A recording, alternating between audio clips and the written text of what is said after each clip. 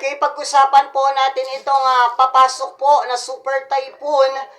Pag pumasok po ito sa ating Philippine Area of Responsibility, ay tatawagin po itong Super Typhoon Inday.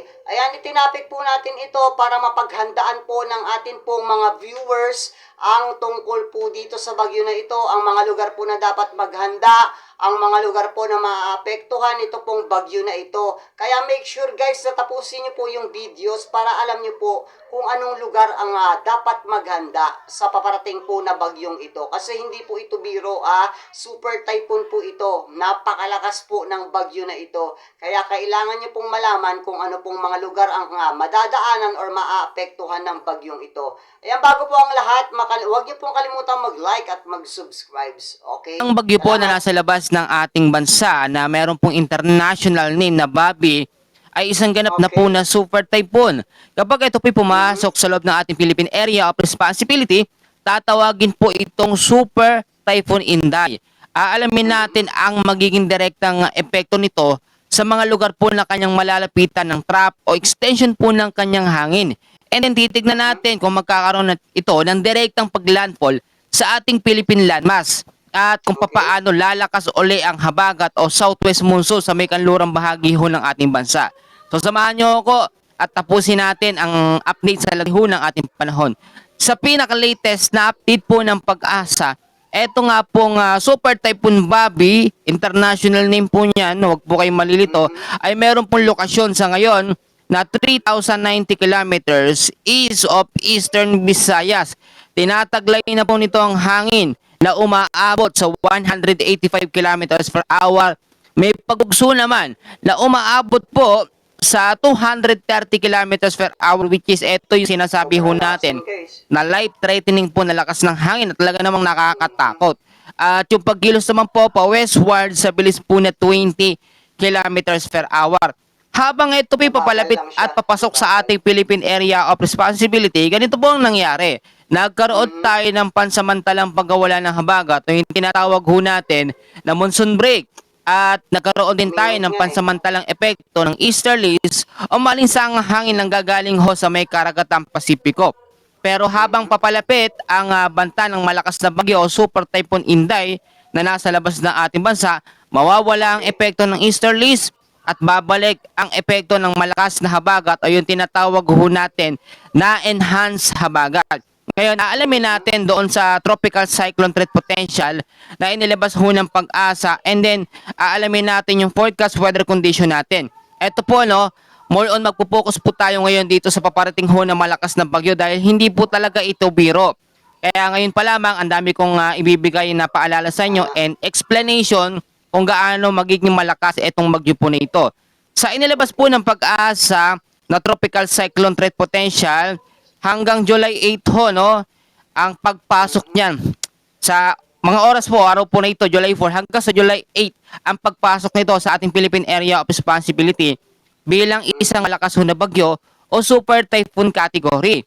And then, sa July 9 hanggang sa July 15, tatahak naman itong area po ng North Luzon, ng Central Luzon, ilang bahagi po ng Metro Manila na magkakaroon po ng direktang epekto yung extension o trap ng kanyang hangin. Balikan natin yan. At ngayon, alamin muna natin yung tinatawag po natin na forecast weather condition po na inilabas ho ng Pag-asa. Makinig po tayong mabuti mga kababayan. So ito po, no, sa tinatawag po natin na forecast weather condition, sa may area po ng Bicol region, Eastern Visayas sa may Caraga, kasama po ang Aurora at Quezon, ay patuloy ding makakaranas ng partly cloudy to cloudy skies with isolated rain showers and thunderstorms lalo na po sa hapon at sa gabi. Hindi dahil sa bagyong nasa labas ng ating bansa, hindi dahil sa habagat, bagkos dito sa muling pagbalik o pansamantalang pagbalik ng easterlies o yung maalinsang hangin na nanggagaling sa karagatang Pasipiko. Kaya asahan natin hanggat hindi pa pumapasok ng ating PAR ang malakas na bagyo, patuloy tayong makakaranas ng maalinsang hangin sa umaga o mainit o talagang mainit na panahon sa umaga sa tanghali, and then mataas ang tsansa ng mga pag-uulan ho sa hapon at sa gabi. Sa parte ng Metro Manila, nalalabing bahagi ho ng Luzon, Visayas at Mindanao ay mataas din ang tsansa ng mga localized thunderstorms. And usually, ang local thunderstorms natin, may dalawang kategorya ho yan. Merong mahina at merong severe thunderstorms na malakas po talaga ang nagiging epekto at nagbibigay ng mga pag-ulan na umaabot ng 1 hanggang sa 2 oras. Eto na ho.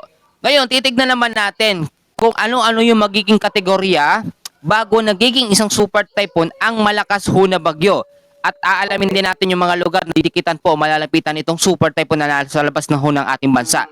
Pag sinabi Ayan guys, make sure po natapusin po natin yung video guys, para alam po natin kung ano po yung mga lugar na madadaanan or maaapektuhan po ng bagyong ito. Ayan po yung purpose po kung bakit po natin itinapik ito pong about sa bagyong Super Typhoon Inday na ito guys. Maraming salamat. Tapusin niyo po ito guys. kasi natin na super typhoon ang isang bagyo, ito po ay meron tayong tinatawag na lakas ng hangin. At yung mga lugar, talagang nasa wind signal number 5 kapag direktang tinamaan. Pag super typhoon po, no, ito po is category 5. Yan po ay merong lakas ng hangin na 185 kilometers per hour pataas. 200 hanggang 250 hanggang pataas po yan, no? Yun po ang category 5 o super typhoon. Pag typhoon category naman, ito ay merong lakas lamang ng hangin na 118 to 156 kilometers per hour. At yung mga direct na lugar ay itataas sa wind signal number 3 hanggang signal number 4. Severe tropical storm, category 3 na merong lakas ng hangin na 89 to 117 kilometers per hour. Grabe guys, no, kung natatandaan nyo, dati yung pinakamalakas lang po na category or yung signal ng bagyo is signal number 3. Pero parang nag-evolve na rin po ano, sa malahalimaw yung ating pong mga bagyo. Dahil po yan sa climate change. Grabe po, no, sobrang taas po ng naging mga nagiging category ng mga bagyo. Kung natatandaan nyo, di ba guys, dati po signal number 3 lang. Ngayon po umabot na ng 4, 5, malahalimaw na po yung lakas. Tropical storm 63 to 88 kilometers per hour ang lakas ng hangin. Pag tropical depression, ito yung pinakamahina, no? Pag low pressure area ang kasunod, etong tropical depression o mahinang bagyo. At etong bagyong Inday na nasa labas ng ating bansa is pasok sa pagiging category 5. Hindi ko ho kayo tinatawag mga kababayan, marami ng mga update na naglalabasan na ito pong bagyong paparating ay talagang malakas. Dinouble check po natin yan sa ating tinatawag po na advanced weather system doon sa ating forecast track, no, na inilalabas din po ng Pag-asa. And then nakita talaga natin sa advanced weather system lahat po ng iba't ibang mga model na ating ginagamit na ito'y lalapit at papasok sa ating Philippine Area of Responsibility. Ngayon, alamin naman natin yung mga lugar na matitikitan po at direktang maaapektuhan po ng paparating po ng malakas na bagyo. Unahin na muna natin ang parte po ng Eastern Visayas. Ang Eastern Visayas ay mahahagi po or matidikitan ng extension ng kanyang hangin. Kung makikita nyo naman sa ating monitoring screen, talagang malawak yung pinaka-radius nito nga pong paparating na malakas na bagyo. Yung iba, kinukumpara itong paparating na super typhoon at tatawagin super typhoon Inday doon sa super typhoon Francisco daw na malakas din pero wala namang pag-uulan na idinulot sa ating bansa. Malaki po ang pagkakaiba ng naunang super typhoon Francisco at itong super typhoon Inday. So, super typhoon Francisco, malakas talaga pero yung radius ng kanyang hangin maiksi lamang. Ito pong super typhoon Inday, kayang sakupin po ang malaking bahagi ho ng ating bansa dahil sa lawak po ng sirkulasyon ng kanyang hangin. Plus, yung pinakasentro o yung pinakamata niya ay matindi po ang epekto. Sa Eastern Visayas, ito maging alerto po, maging handa ang area po ng Biliran, Eastern Samar, ang Leyte, Northern Samar, Samar at ang Southern Leyte. Mag-ingat po sa banta ng mga pagbabaha sa low-lying areas at landslide po sa mga landslide prone area. At dahil nga po, mas lalapit pa ang epekto ng super typhoon sa mga susunod po na mga linggo or mga araw, maaapektuhan ito ng direkta po ang parte po ng Central Luzon at North Luzon. Unahin na muna natin ang Central Luzon. Kasama po dyan ang Aurora, ang Bataan, Bulacan, Nueva Ecija, Pampanga, Tarlac, Zambales. Yan hong mga lugar na yan ay makakaranas ng mga malalakas na epekto po ng papalapit na banta po ng super typhoon po na Inday. Sa Northern Luzon naman, kasama din sa dapat po maging alerto at maging handa. Ito po area ng Batanes, ang Babuyan, Cagayan, Cordillera Region, kasama pong Ilocos, ang Zambales, yung mga lugar ho na yan. Bagamat, sa ngayon ay nakikita natin medyo malayo pa ito, nasa labas pa ng ating Philippine Area of Responsibility. Kaya kailangan pagandaan. Maraming nagtatanong na hindi naman daw yan maglalandfall. Yes, dinouble check natin yan at wala naman tayong nakikitang direktang paglandfall. Pag sinabi ho kasi nating direktang paglandfall ng bagyo, yung pinakamata o yung pinakasentro niya talaga yung tatama. Yung tumatawid na bagyo talaga sa ating kalupaan. Ito po kasing Super Typhoon Inday, kahit po balakas na bagyo ito, meron pa rin yung pag-record. Hindi po siya direktang maglalandfall pero lilihis po siya. Kaya ang makakaapekto sa malaking bahagi ng ating bansa ay yung extension o trapo ng kanyang hangin. Yun po ang makakaapekto. Karaniwan po kasi kapag ganitong meron tayong mga bagyo, especially pag month po ng July, sa pagkatala ng pag-asa, nasa 2 hanggang sa 4 na bagyo po ang posibleng mabuo sa ating Philippine Area of Responsibility. At kung sakasakali, etong Super Typhoon Inday ay pangalawang bagyo po ngayong month po ng July. Ganito po ang explanation natin dyan mga kababayan ho. Karaniwan ho na nagre-record ang mga bagyong pumapasok sa ating bansa kapag month po ng July.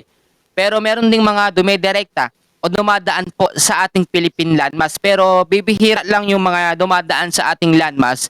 Tulad na lamang po nung bagyong Henry na tumawid no, sa ating kalupaan pero hindi ganun kalakas ang epekto niyan. Pero ang nakakatakot yung tatawid sa ating kalupaan na bilang isang super typhoon category.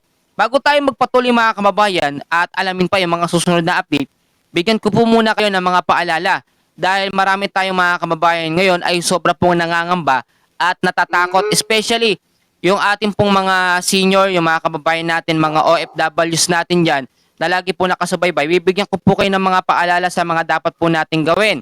Ito po no, Okay? para din alam natin. Kapag ang bagyo po ay malapit ng dumating, for example, 2 hanggang sa 3 araw bago maglandfall, pumasok sa ating Philippine Area of Responsibility, kinakailangan yung mga bahay na mayroong mga nakatayong matataas na puno o may mga sanga ng puno, putulin natin. Once kasi na matamaan yan o madikitan yan ng malakas na epekto ng hangin ng papalapit na super typhoon, mataas ang tsansa na mabagsakan ang ating mga bubong. Yung safety ng pamilya natin, delikado. Pangalawa, itali o lagyan natin ng pabigat yung mga bubong na hindi ganun ho katibay.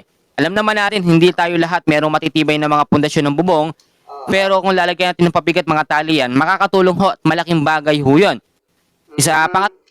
Pero isa pang tip guys, doon po sa hindi naman po masyado pong matibay po yung bahay, kung meron po kayong kakilala, kaibigan, kapitbahay na maganda po yung kanilang instruktura or matibay, pwede po kayong makituloy or makiusap po kayo na makituloy para po din sa inyo pong kaligtasan.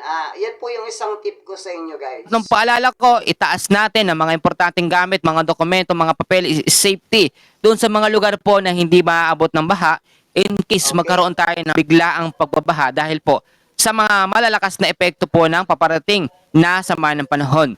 At i-unplug din natin ang ating mga gadgets, mga saksakan, i-double check ho yan yung breaker, i-off natin para once na mga magkaroon ng pagbabaha, hindi ho tayo mapapaha.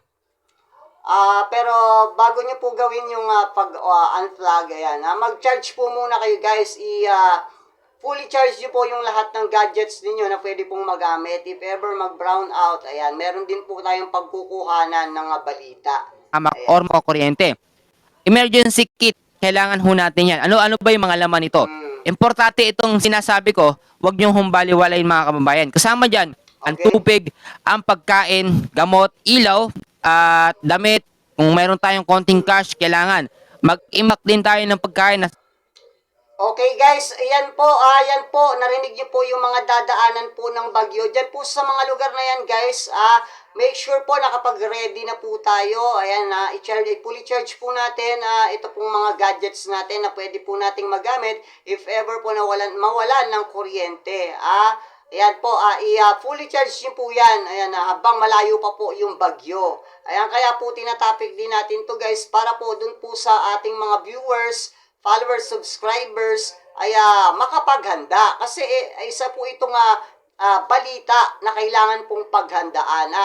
Isa rin po ito sa niche natin, news and politics. Eka nga, kaya kailangan po natin or kaya din po natin itinatapik ito pong ganitong mga balita para na rin po sa kabutihan ng atin pong mga subscribers. Ayan, make sure po na kapag ready na po tayo guys, bago po lumapit itong or makasalanta itong bagyo. Doon po sa mga lugar na dadaanan. Ayan, narinig naman po natin guys. Ayan, maraming salamat po. Ayan, June Pinas para sa Pilipinas at para po sa Pilipino.